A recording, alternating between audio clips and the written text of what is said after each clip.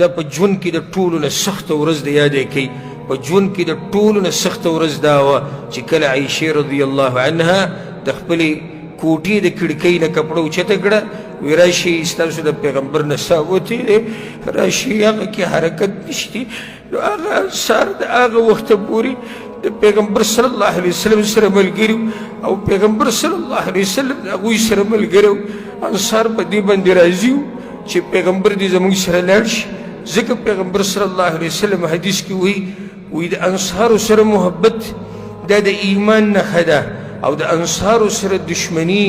او د انصارو سره بغض دا د منافقت نښه ده پیغمبر صلی الله علیه وسلم د ژوند د اخرني ساه پورې او د ساه وتو پورې د انصارو سره ملګری و د انصارو په علاقه کې اوسېدو د انصارو په ځمکه باندې اوسېدو هغه ځای کې ژوند تېر کړی دی چې هغې ته پیغمبر صلی الله علیه وسلم چې کله راغی نو یوازې ملګري نه و غریب و چا وله ځای نه ورکو پیغمبر صلی الله علیه وسلم په هغه ځای کې وخت تېر کړی دی